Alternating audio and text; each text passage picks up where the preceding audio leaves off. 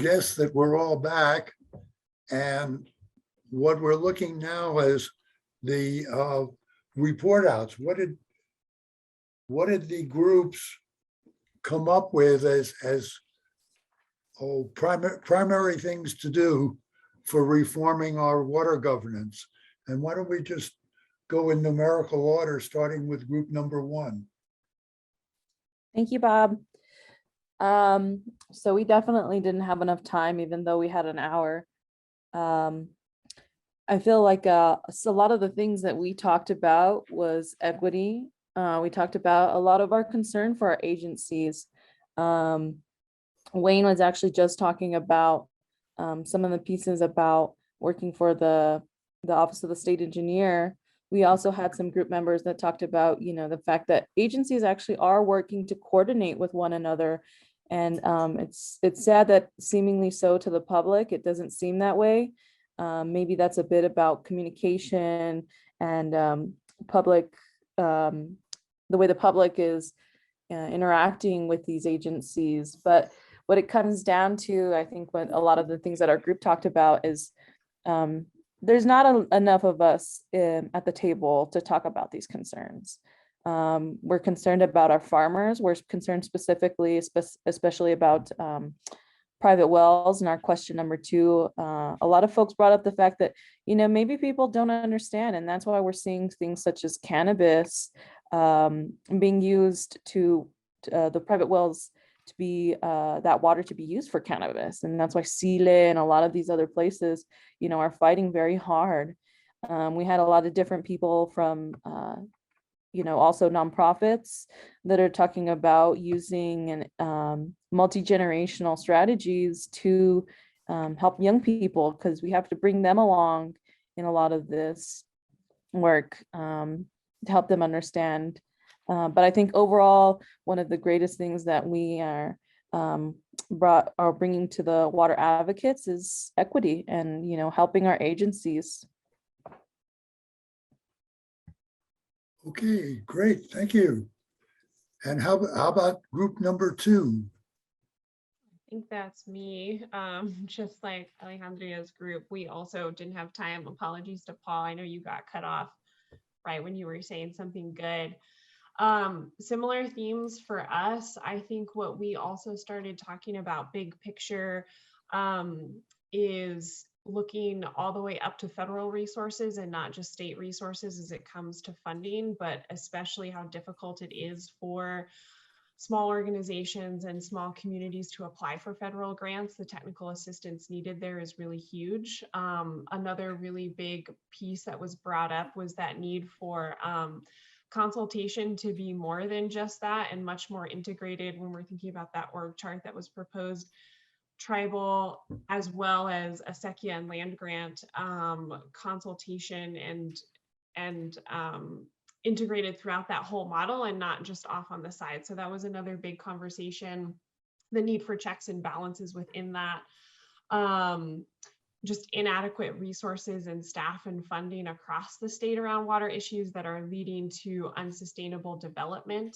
Another huge theme similar to the other breakout group was the farming and especially rural communities and how they're so left out in a lot of these infrastructure and funding and resource conversations. And so, you know, how do we find the support and the funding and the training to help rural communities and small farmers transition to more sustainable crops or have the money to transition to more sustainable farming practices? And then I am probably going over time. So in the Jamboard, there's also some fun, what actions people are considering taking. And I think it's a lot of coordination and better communication are kind of the big themes there. So I'll leave it there. And actually there's like about 35 seconds left on our 2.5 minutes. And I would just want to point out that there were a couple of good stories. One was from Steffi, another one was from Ann McCartney, and then also from Ricardo, and that is this idea that the rural small scale farms, the rural residents and so forth do not feel that they have a champion. And I know that maybe that was already pointed out by Rachel, but do not have a champion for some of these things And that kind of points to this need for the community planning that I know has been espoused by the water advocates. Okay, now I guess it's time to go on to group number 3. Okay, thank you, everyone. Good morning. For group 3, we had a group of folks that worked in various different capacities in like state and regional agencies. And so there was a really good perspective on the types of hardships and challenges that those working within those government agencies are experiencing. One, of course, that has been mentioned numerous times from the other breakout groups is the lack of funding and resources that these agencies don't have. There were some reflections of folks that, have been dedicating a lot of their life careers to working with New Mexico water governance and reflected on agencies having a robust staff now dwindling down to, you know, 2-person teams when it requires 4 or 6. And so this is causing a lot of log jamming that was mentioned, and especially for there was a mention of cannabis regulation, and that has really inundated District 1, and so there isn't that interaction with the public that is desired, but also there was a mention that there would be like they would appreciate some more inclusion of state agencies to give their perspective on what they feel is needed in terms of action. We had some discussions about the proposed reform of a water resources division, and just some concerns raised on whether or not this was a good approach. Maybe it needs to be studied more. Is this a top-down rather than bottom-up formation? And just having some more conversations to where it's actually addressing like current issues that the agencies are facing and not creating any more bureaucratic ladders, and actually addressing state water-wide issues, and some of the suggestions in terms of what types of actions could be taken was to stop the state from declaring any water or groundwater declarations, because we're already facing like a huge shortage, and how can we plan around future water use when we're not sure if that water is actually going to be available. And then there was just this, I think, overall sort of attitude that science really does need to be centered in a lot of these water management plans moving forward. And again, I think there is the desire to work together more county and state agencies working together on modeling initiatives, and those were just some of the examples. So thank you. Okay, it's time for group number 4.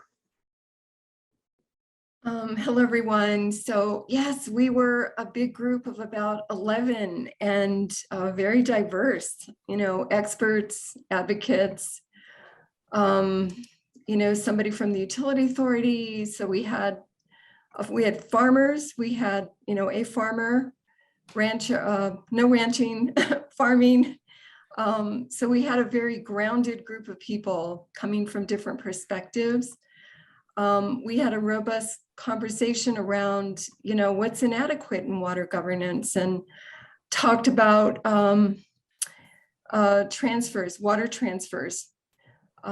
through the OSE without much notice, moving, water elsewhere. State law, says our acequias must be consulted prior to water transfers.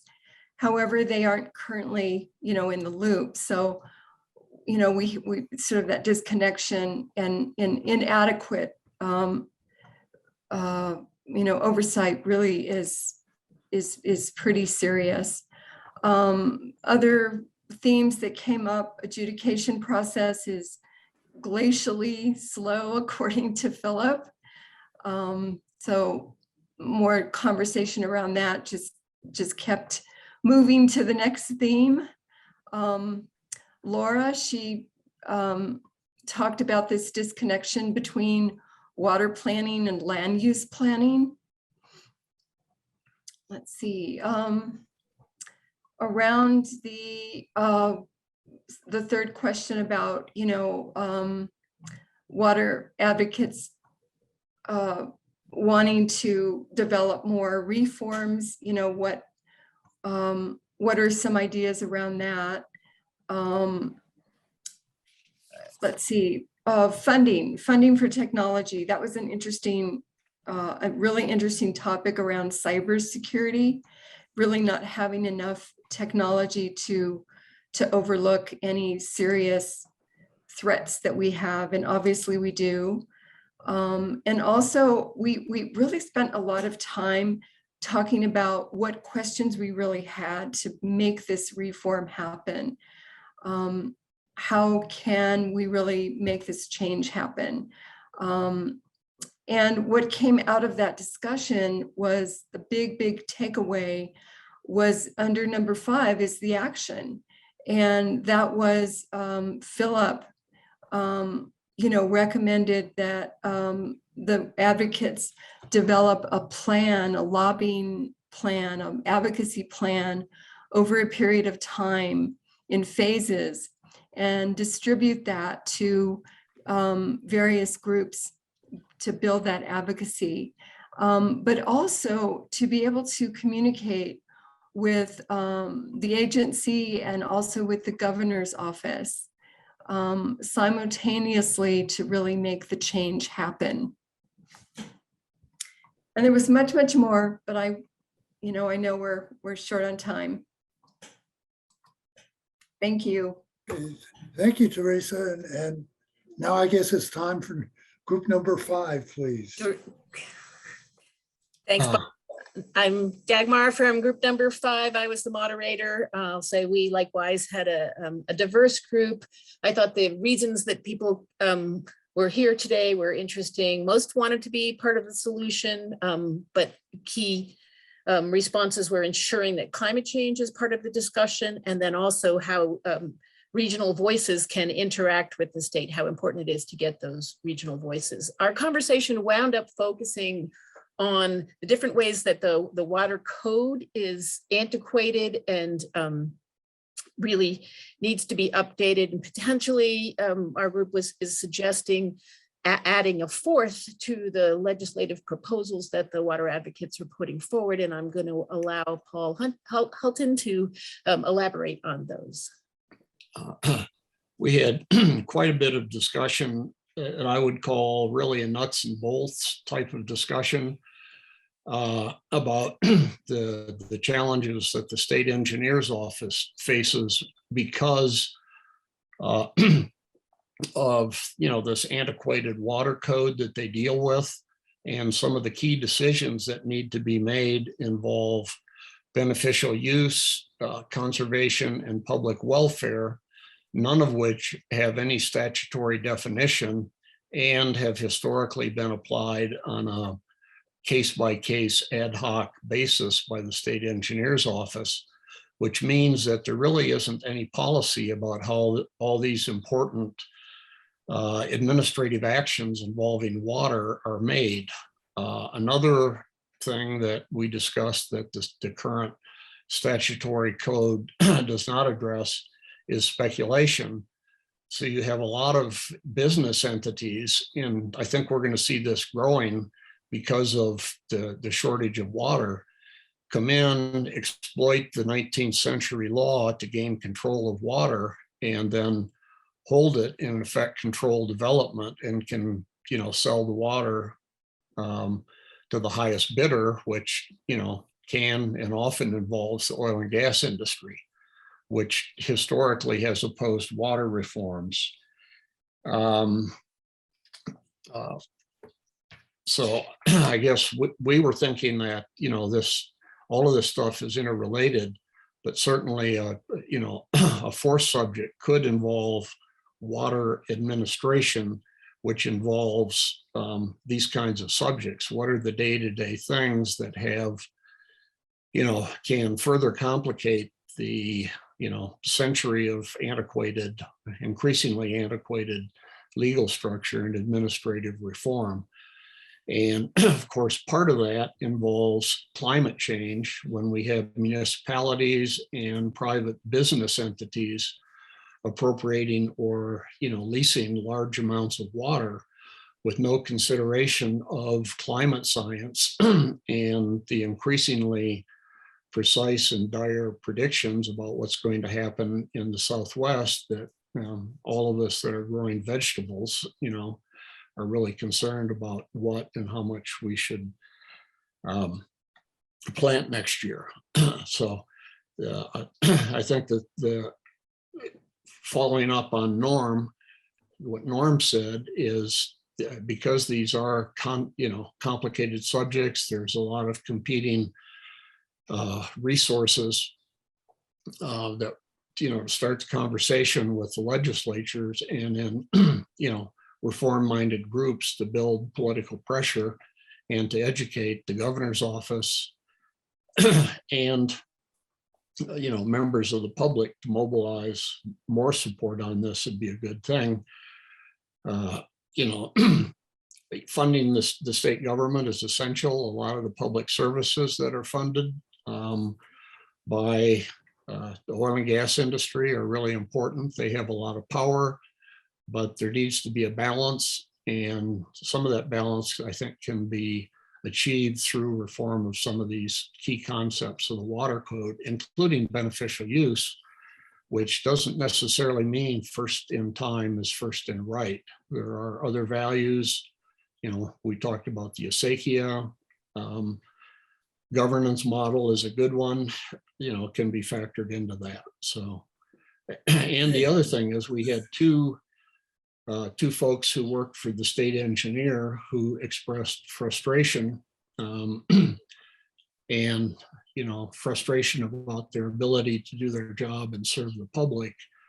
And so we talked about their needing more resources, needing new tools, better tools, and part of those tools would be the rules that they use to make these very difficult decisions. Okay, I think it's about time we need to move on to group number 6. Thank you, Paul. Good points. Hey, everybody. I'll be the reporter for group number 6. Many of the things that the other moderators have and reporters have said were a focus in their groups were also a focus in breakout group number 6. Equity was also a theme in our group. Lots of mentions of equity and the inequities that currently exist. There was also concern about farmers and food, and a statement that we need multi-generational strategies to help our young people. We need to also educate them regarding water and get them involved. A problem is the speculation and lack of information, which causes economic development to proceed without really looking at the water that's required to meet it. And there was quite a bit of discussion about we have to make changes to preserve things that we require, which includes jobs. So striking a balance was a big concern. Other concerns that we need to address include the race to the bottom of aquifers. The Estancia Basin and Placitas and Fernway were used as specific examples where, due to no constraints on domestic well use, the groundwater is being exhausted. There was mention that there are a lot of federal resources available and that the soil and water conservation districts are using those to to do soil restoration in the uplands, and New Mexico has one of the worst problems of all the states with regard to erosion. Back again, the lack of administration of private wells and the mandatory granting of permits for them is viewed as an issue. People have to have water, but we can't continue to allocate water without knowing how much there is or how long the water will last. Let's see what else. There was a specific question about who will approve the 50-year state water plan and what are the citizens' roles in that. The need to develop alternatives to the status quo in water administration and management. We need to find a way to balance all interests. And we also, there was a concern that too much of the discussion is basically at the college graduate level, and that we need to also very much consider and involve people who work and who have jobs. And of course, all jobs in the state depend on water. There were lots of thoughts about what else we need to do in the way of governance. Getting people involved is a theme. We need more involvement. Grassroots lobbying is just essential to get past the impasse we have right now at the top levels of government, not paying attention to these problems, and other levels of government really acting in what is not the public interest. We need to protect the ecological systems as we move forward, pass the Green Amendment, recognize the impact on our soils and deal with those, and do what we can, do everything we can to get the governor to focus on being a leader in water, and instead of putting it on the back burner and focusing on other political issues as well. So I hope that that's a fair report out. Everybody said that they were here at the conference. Why are you here today? We're here because we're concerned. And there was a pledge that most people want to get involved in the 2022 legislature and beyond. Thank you. Oh, thank you, Norm. And in fact, thank you to all the facilitators. That winds up our report out. And the next step is closing remarks. I guess Norm is going to give those, but I'd just like to inject that we should all come back on Wednesday where we'll talk about ensuring reliable Middle Rio Grande compact compliance. And the following Saturday, where we're looking for equity in shortage sharing. Norm, you want? Let me give you the floor for closing remarks. Well, we really appreciate everybody's participation. We need everybody here to be contacting their legislators. If there are folks here who have a relationship with legislators that might be willing to introduce some appropriation bills this session and would be interested in the reform legislation that we will be developing over this next interim, we would appreciate your thoughts about how to involve those legislators both now and in the interim. But most of all, I just want to thank you for taking your Saturday morning to be here and to focus on writing our water resources management ship so that it works for us and not against our long-term interests. So thank you and have a great rest of your Saturday.